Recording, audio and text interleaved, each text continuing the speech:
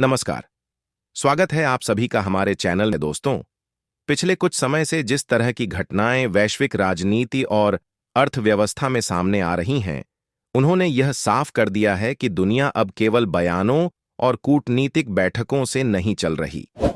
अब असली लड़ाई व्यापार, सप्लाई चेन और आर्थिक दबावों की है। आमतौर पर जब हम ट्रेड वॉर शब्द सुनते हैं, तो हमारे दिमाग में अमेरिका और चीन या फिर यूरोप और अमेरिका जैसे बड़े देशों की तस्वीर उभरती है। लेकिन अब यही तस्वीर हमारे अपने पड़ोस में भी दिखाई देने लगी है। भारत और बांग्लादेश, जिनके रिश्ते दशकों से सहयोग, भरोसे और व्यापार पर टिके रहे हैं, आज एक गंभीर व्यापारिक तनाव की ओर बढ़ते नजर आ रहे हैं। शुरुआत में यह तनाव मामूली सा लगा। लोगों को लगा कि यह कुछ समय की बात है, जल्द ही दोनों देश बातचीत से हल निकाल लेंगे। आखिर भारत और बांग्लादेश केवल पड़ोसी ही नहीं हैं, बल्कि एक दूसरे की अर्थव्यवस्था के अहम स्तंभ भी रहे हैं। लेकिन दोस्तों, रिश्तों में दरार हमेशा अचानक नहीं आती। कई बार वह धीरे धीरे, छोटे फैसलों और नीतिगत बदलावों के जरिए गहरी होती जाती है। आज भारत और बांग्लादेश के बीच वही स्थिति बनती दिखाई दे रही है। वर्ष 2023 और 2024 के दौरान दोनों देशों के बीच करीब 12 अरब डॉलर से ज्यादा का व्यापार हुआ था। भारत बांग्लादेश का सबसे बड़ा व्यापारिक साझेदार रहा है। भारत से बांग्लादेश को यार्न, कपास, खाद्य सामग्री और अन्य जरूरी कच्चा माल भेजा जाता रहा है, जबकि बांग्लादेश से भारत को तैयार वस्त्र और अन्य उत्पाद मिलते रहे हैं। यह एक ऐसी व्यवस्था थी जिसमें दोनों देशों को बराबर फायदा था। बांग्लादेश का गारमेंट उद्योग भारतीय यार्न पर काफी हद तक निर्भर था और भारत के लिए बांग्लादेश एक बड़ा और स्थिर बाजार था। लेकिन इस संतुलन में बड़ा बदलाव तब आया जब भारत ने एक अहम फैसला लिया। भारत ने बांग्लादेश को दी जा रही ट्रांसशिपमेंट सुविधा को समाप्त करने की घोषणा कर दी।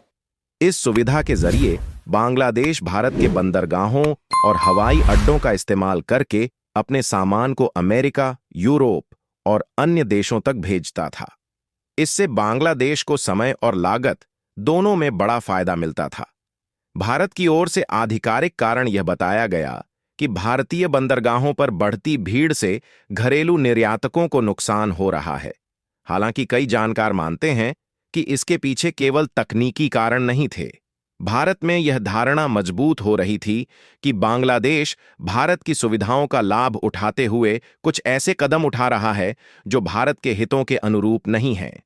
जब यह असंतुलन बढ़ा, तो भारत ने स्पष्ट संकेत दे दिया कि अब रिश्ते केवल एक तरफा सुविधाओं पर नहीं चलें। भारत के इस फैसले के बाद बांग्लादेश की प्रतिक्रिया ने पूरे विवाद को और गहरा कर दिया। बांग्लादेश में उस समय अंतरिम सरकार थी और उसने कुछ ऐसे कदम उठाए जिन्होंने व्यापारिक रिश्तों को सीधे टकराव की दिशा में धकेल दिया। सबसे पहले बांग्लादेश ने भारत से जुड़े कुछ स्थलीय बंदरगाहों को बंद कर दिया और कुछ को आंशिक रूप से सीमित कर दिया। आधिकारिक तौर पर इसे प्रशासनिक और रखरखाव से जुड़ा निर्णय बताया गया, लेकिन विशेषज्ञों का मानना है कि यह भारत को दबाव में लेने की रणनीति थी। इसके बाद जो कदम उठाया गया, उसने हालात को सबसे ज्यादा बिगाड़ दिया। बांग्लादेश ने भारत से आने वाले यार्न पर लगभग पूर्ण प्रतिबंध लगा दिया। यह फैसला इसलिए भी चौंकाने वाला था क्योंकि बांग्लादेश का गारमेंट उद्योग बड़े पैमाने पर भारतीय यार्न पर निर्भर रहा है। बांग्लादेश का गारमेंट सेक्टर हर साल करीब 40 से 45 अरब डॉलर का निर्यात करता है और लाखों लोगों को रोजगार देता है। इस उद्योग की रीढ़ भारतीय यार्न रहा है, जो सस्ता भी है और गुणवत्ता में भी बेहतर माना जाता है। यार्न पर प्रतिबंध लगते ही बांग्लादेश के उद्योगों में संकट शुरू हो गया। फैक्ट्री मालिकों को मजबूरी में चीन और पाकिस्तान से महंगा और अपेक्षाकृत कमजोर गुणवत्ता वाला यार्न खरीदना पड़ा। इससे उत्पादन लागत बढ़ गई और अंतर्राष्ट्रीय बाजार में बांग्लादेशी उत्पादों की प्रतिस्पर्धा कमजोर होने लगी। कई छोटी और मध्यम फैक्ट्रियों ने उत्पादन कम कर दिया और कुछ ने ताले तक लगा दिए। इसका सीधा असर लाखों मजदूरों की नौकरियों पर पड़ा। वहीं दूसरी ओर भारत ने इस पूरे घटनाक्रम के लिए खुद को पहले से तैयार कर रखा था। भारत सरकार पहले ही टेक्सटाइल सेक्टर को मजबूत करने के लिए योजनाएं बना रही थी, घरेलू उत्पादन बढ़ाने, निर्यात को प्रोत्साहन देने और नए बाजार तलाशने की रणनीति पर काम हो रहा था। ऐसे में बांग्लादेश की ओर से उठाए गए कदमों ने भारत को अप्रत्यक्ष रूप से फायदा पहुंचाया। जो बाजार पहले बांग्लादेश के पास था, उसमें अब भारतीय कंपनियों की पकड़ मजबूत होती जा रही है। विशेषज्ञ मानते हैं कि अगर यह व्यापारिक तनाव लंबे समय तक चलता है, तो इसका असर बांग्लादेश की अर्थव्यवस्था पर कहीं ज्यादा गंभीर होगा। रोजगार घटेगा, महंगाई बढ़ेगी और विदेशी निवेशकों का भरोसा कमजोर पड़ेगा। भारत के पास विकल्प ज्यादा हैं, जबकि बांग्लादेश की निर्भरता सीमित रास्तों पर टिकी है। यही कारण है कि अंततः बातचीत की मेज पर आने का दबाव बांग्लादेश पर अधिक होगा।